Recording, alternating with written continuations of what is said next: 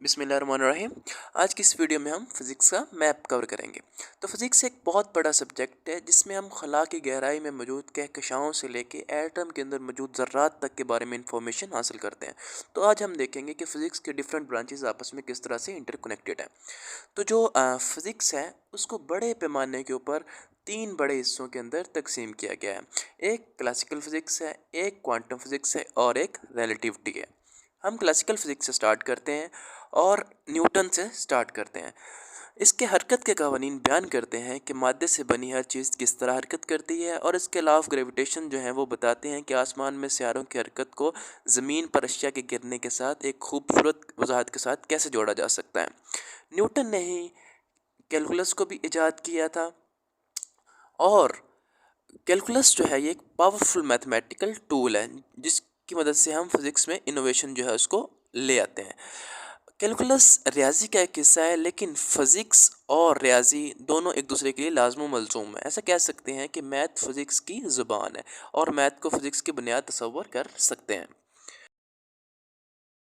और न्यूटन ने ऑप्टिक्स के फील्ड में भी काम किया, जिसमें ये वजाहत की कि रोशनी मुख्तलिफ मटेरियल से कैसे गुजरती है। ये प्रिज्म और लेंस में नज़र आने वाले रिफ्रैक्शन की वजाहत भी करता है, और जो कि टेलीस्कोप, माइक्रोस्कोप और कैमरा में रोशनी को फोकस करने के लिए इस्तेमाल होते हैं। टेलीस्कोप ने हमें खला में झांकने और वहाँ मौजूद अशिया का मुशाहदा करने और एस्ट्रोफिज़िक्स और कॉस्मोलॉजी को डेवलप करने के काबिल बनाया। ऑप्टिक्स का ताल्लुक थ्योरी ऑफ वेव से है, जो हमको बुनियादी तौर पर बताती है कि एनर्जी एक जगह से दूसरी जगह कैसे ट्रांसफ़र होती है।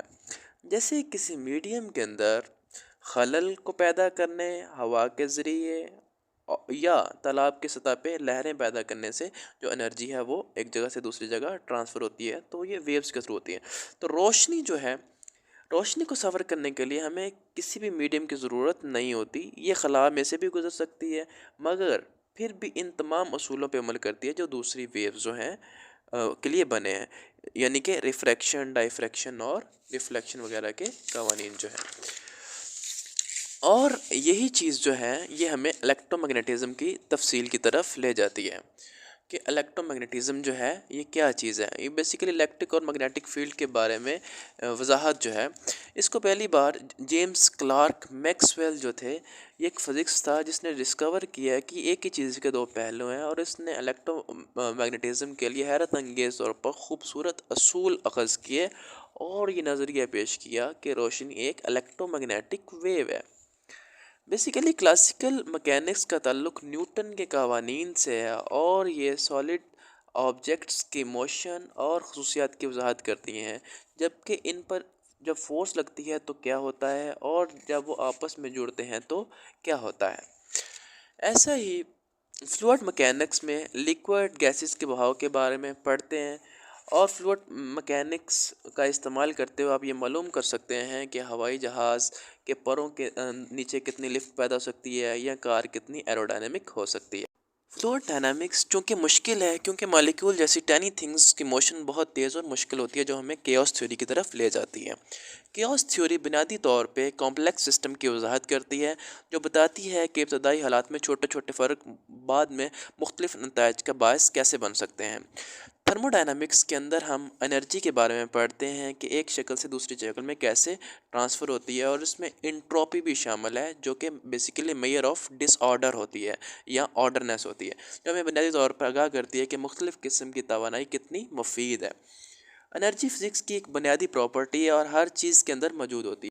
ये सब क्लासिकल फ़िज़िक्स है, और ये कायनात की वो तस्वीर है जो हमारे पास 19वीं सदी के अंदर मौजूद थी। इसने हमें बताया कि हम कायनात में ऐसे रहते हैं जहाँ हर चीज़ घड़ी की तरह चलती है।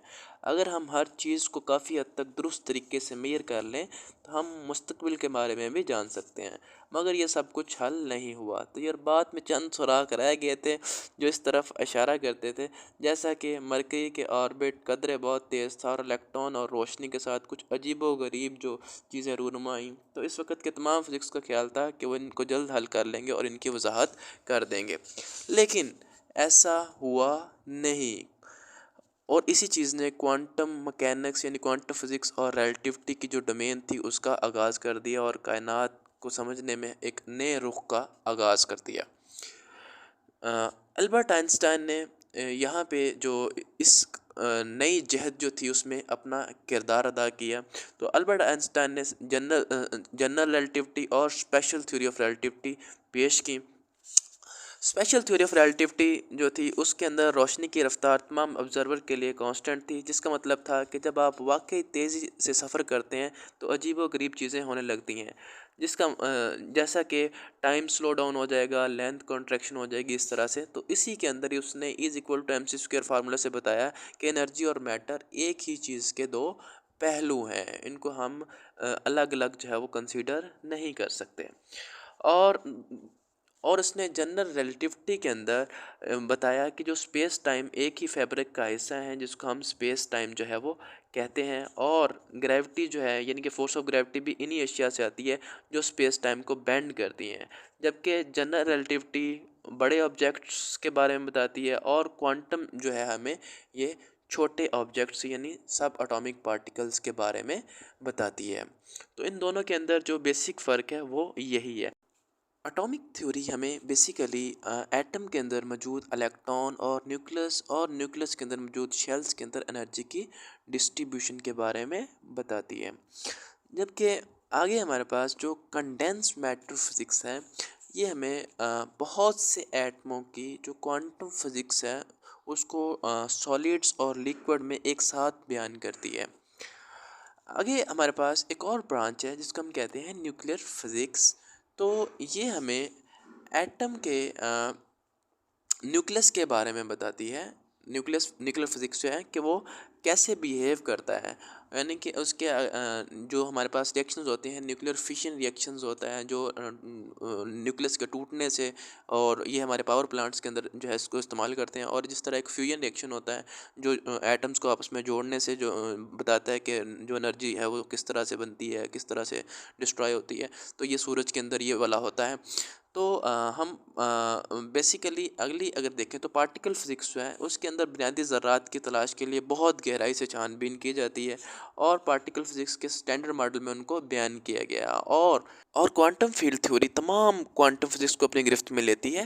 یہ اسٹینڈرڈ جو اسپیشل ریلیٹیوٹی سے مل کر اس کائنات کی بہترین وضاحت کرتی ہے. بدقسمتی سے کوانٹم فزکس اور جنرل ریلیٹیوٹی میں گریوٹی کا فرق ہے، جس کی وجہ سے فزسٹ آج تک کوانٹم فزکس اور جنرل ریلیٹیوٹی کو اکٹھا نہیں کر سکے. لیکن مستقبل میں کہ ہم شاید اس فرق کو ختم کر سکیں اور تھیوری آف آل جو ہے فزکس بنا سکیں، اور اسی کو ہی ہم کوانٹم گریوٹی کہتے ہیں. اور ایسا کرنے کے لیے بہت سی کوششیں کی جا رہی ہیں، جیسا کہ اسٹرنگ تھیوری یا لوپ تھیوری وغیرہ جو ہے. لیکن کوانٹم گریوٹی صرف ایک ایسی چیز نہیں ہے کہ جس کا ہم مشاہدہ کرتے ہیں مگر سمجھ نہیں آتی. اس کے علاوہ بھی ڈارک میٹر، ڈارک انرجی جیسی پزلز بھی موجود ہیں جو کائنات کا 95% بنتی ہیں. لہٰذا ہماری فزکس صرف 5% جو ہے اس کے بارے میں بیان کرتی ہے جو کہ ہم جانتے ہیں، اور باقی جو ہے وہ سارا ایک ہمارے لیے مسٹری ہے، ایک اسرار ہے. اس کے علاوہ بھی بہت سی مسٹریز ہیں، جیسا کہ بگ بینگ جو ہے، اور اس میں کوئی شک نہیں کہ اس سے آگے بھی چیزیں ہیں جن کے بارے میں ہم نہیں جانتے ہیں. اگرچہ فلاسفی کا بہت سے فزکس مذاق اڑاتے ہیں، لیکن یہ وہ سوالات ہیں جو ان کو متحرک کرتے ہیں، جیسے کہ what is fundamental nature of reality, یا کائنات کیسے وجود میں آئی. ہم یہ کیسے جان سکتے ہیں کہ فزکس یا دوسری سائنس جو کائنات کی سچائی کے بارے میں باتیں بتاتی ہیں وہ ٹھیک ہیں. تو یہ سب بڑے بڑے سوالات ہیں جن کا ہم جواب دے سکتے ہیں یا کبھی نہیں دے سکتے ہیں، لیکن کوشش ترک کرنے کی کوئی وجہ نہیں ہے. تو یہ تھا ہمارے پاس فزکس کا میپ، جو میں نے کوشش کی ہے کہ ہم اس کو انڈرسٹینڈ کر سکیں بہت ہی آسان وے کے اندر، اور تینوں جو ہماری فزکس کی مین برانچز ہیں یعنی اس کی کلاسیفیکیشن ہے اس کو ہم انڈرسٹینڈ کر سکیں کہ یہ تینوں جو ہیں ایک دوسرے سے کس طرح لنک ہیں، یا ایک دوسرے سے یہ کس طرح سے جنریٹ ہوتی ہیں.